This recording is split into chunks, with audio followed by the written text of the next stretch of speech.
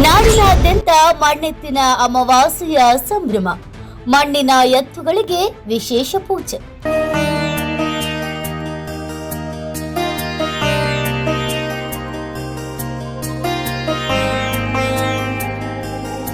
ದೊಡ್ಡಪೇಟೆ ಬಸವೇಶ್ವರ ಸ್ವಾಮಿಗೆ ನೈವೇದ್ಯ ಅರ್ಪಿಸಿ ದರ್ಶನ ಪಡೆದು ಆಶೀರ್ವಾದ ಪಡೆದ ಭಕ್ತರು.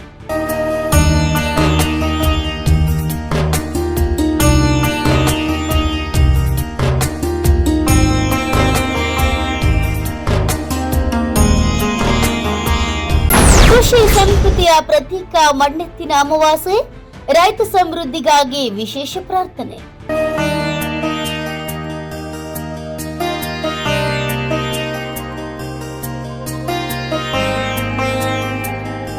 ಕೃಷಿ ಸಂಸ್ಕೃತಿ ಮತ್ತು ಗ್ರಾಮೀಣ ಪರಂಪರೆಯ ಪ್ರತೀಕವಾಗಿರುವ ಮಣ್ಣೆತ್ತಿನ ಅಮಾವಾಸ್ಯೆಯನ್ನ ರಾಜ್ಯಾದ್ಯಂತ ಇಂದು ಸಂಭ್ರಮದಿಂದ ಆಚರಿಸಲಾಗುತ್ತಿದೆ.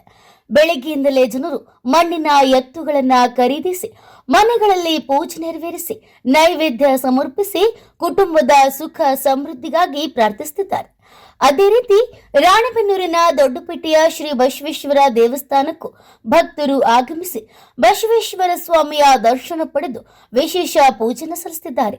ದೇವಸ್ಥಾನದಲ್ಲಿ ಭಕ್ತರ ಹಬ್ಬದ ಹಿನ್ನೆಲೆಯಲ್ಲಿ ಧಾರ್ಮಿಕ ವಾತಾವರಣವೂ ಕೂಡ ನಿರ್ಮಾಣವಾಗಿತ್ತು.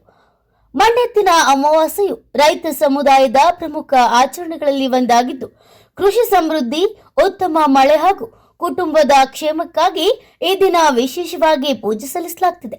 ಭಕ್ತರು ತಮ್ಮ ಕುಟುಂಬದೊಂದಿಗೆ ದೇವಸ್ಥಾನಕ್ಕೆ ಆಗಮಿಸಿ ಬಸವೇಶ್ವರನ ಕೃಪೆಗೆ ಪಾತ್ರರಾಗುತ್ತಿದ್ದಾರೆ.